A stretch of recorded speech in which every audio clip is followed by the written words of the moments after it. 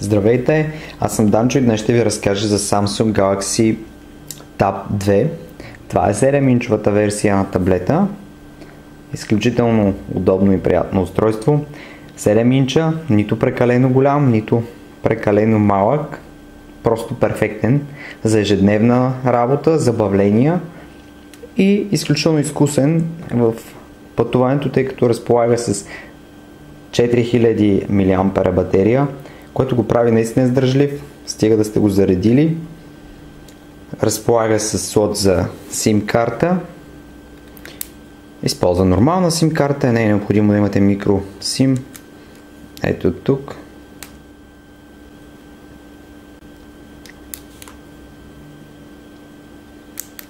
Микро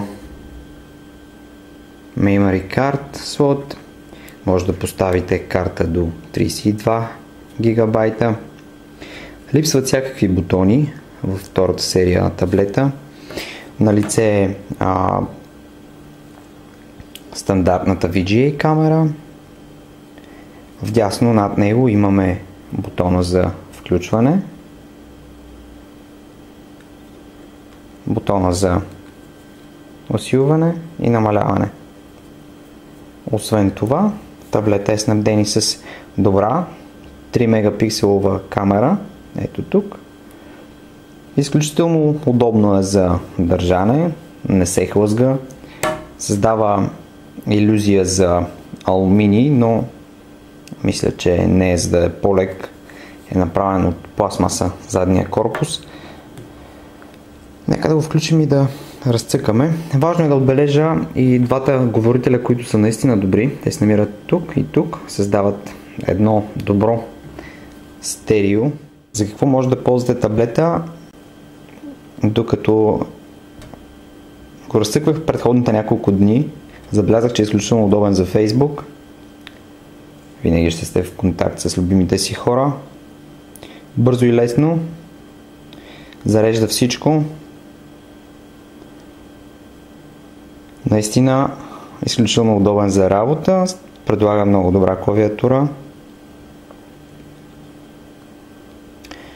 Разбира се, живота ви не е само във Facebook. Има и куп по-важни неща. Може да го използвате за четене на книги. Cool Reader е едно страхотно приложение, в което в момента съм заредил Александър Дюма и неговият граф Монте Кристо.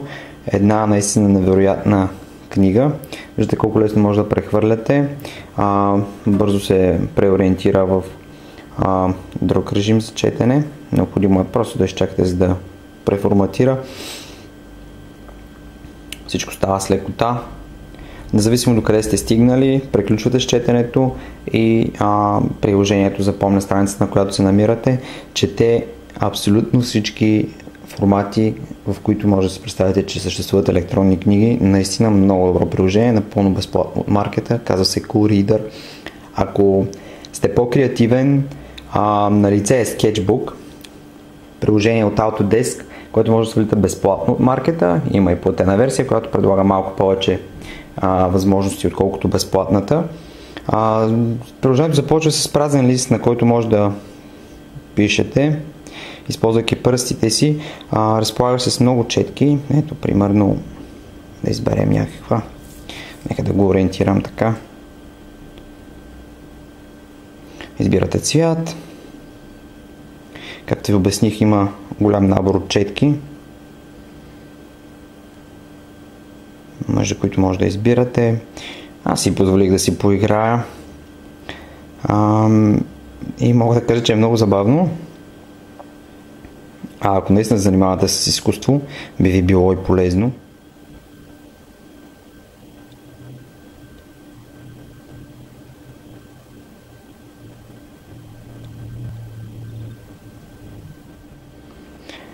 И по този начин се наслагват. Друго интересно приложение е приложението на Autodesk и по-специално AutoCAD WS. Повечето от вас, които се занимават с изчертаването на различни проекти, знаят за какво става дума. Възможно е да ви изпратят файл на електронната поща в движение, да го свалите, да го разгледате. Ето, примерно,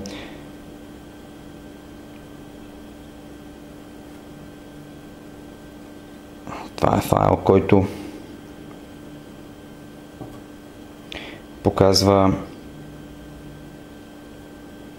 кадастъра на определен град.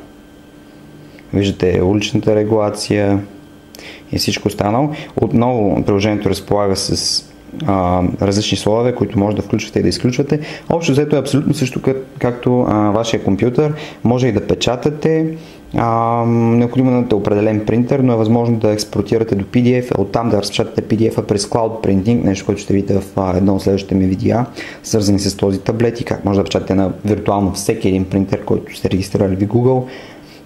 Възможно е да разгледате обектите и в 3D, това не е никакъв проблем за таблета, тъй като той е с двуядрен процесор на 1 ГГц и това го прави изключително бърз.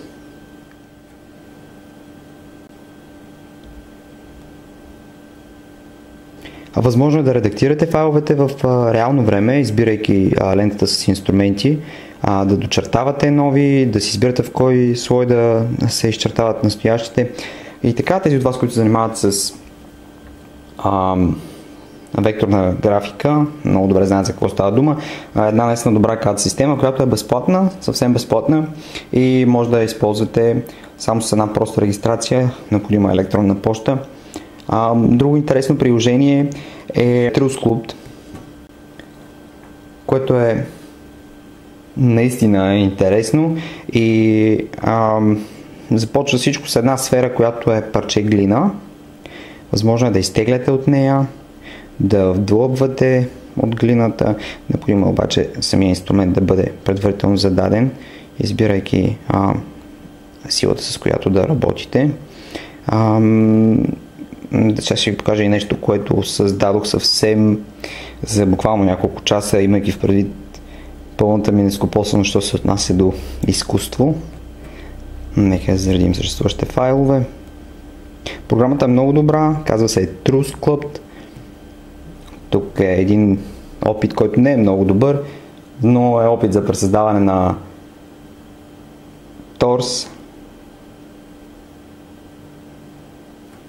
Ето го и него. Както виждате, не е много добър, но може да се доизкусори, стига да имате време и желание да работите. Невероятното е, че всичко излиза изпод пръстите ви. Буквално вие избирате от лентата си инструменти какво точно да ползвате, как да го използвате. Необходимо да сте внимателни, да подбирате инструментите, радио с който работите, за да могат да се получат точно определените мускулни групи и изобщо нещата, върху които се опитвате да акцентирате в момента. Изключително добро приложение, разполага с буквално безкрайно undo. Може много пъти да давате undo, за да възстановявате изображенията, да ги съхранявате, да ги експортирате до PDF и до други. Всъщност тук леко го поунищожих, но както казах, undo-то е безпогрешно и позволява да редактирате доста назад. Стига занимавате с изкуство, този таблет би ви вършил идеална работа. Отново казвам, Samsung Galaxy Tab 2 е просто един брилянтен наследник на първото поколение таблети. Разбира се, всичко продължава и с игрите. Fruit Ninja е пример за добра игра, която ви позволява да разпуснете през свободното време.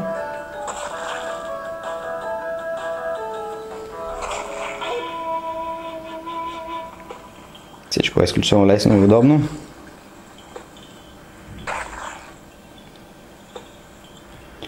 Що се отнася до музиката, която може да възпроизвеждате, самите говорители на устройството са много добри и ви позволяват да се насладите на музиката. За какво говоря, сега ще ви покажа. Освен всичко друго, може да използвате и функцията за телефон, тъй като малкият високоговорител може да използва функцията на SIM-картата ви, за да провеждате разговори. Може да провеждате видеоразговори. Разговорите в Skype са нещо нормално с видео, така че устройството е изключително функционално. Сега за самия Music Player. Когато става дума за възпроизводство на музика, таблета е изключително добър.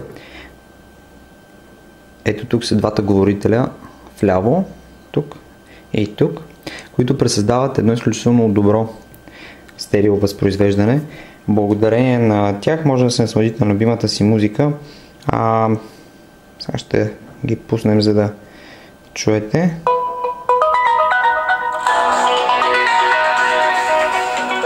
Разбира се, таблета в горната си част разполага и с 3,5 инчов вход, в който може да включите вашите слушалки или малки тон колонки. Ето така.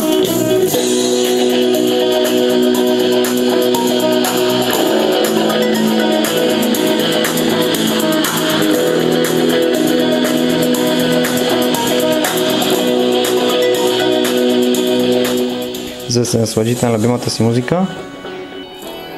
Благодарение на мощния си процесор е възможно да прибавите и еквалайзър.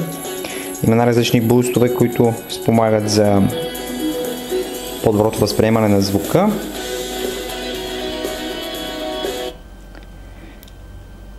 Нека се спрем и на видеоплеера, благодарение на който може да гледате любимите си филми, докато се излежавате. Ето е едно от рекламните видеа на Samsung.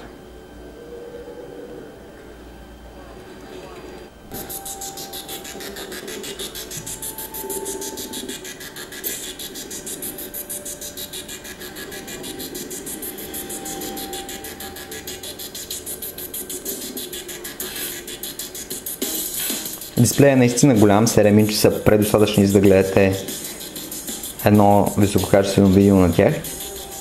И е много удобно да се излежавате и да зяпате някой любим сериал или готин екшън.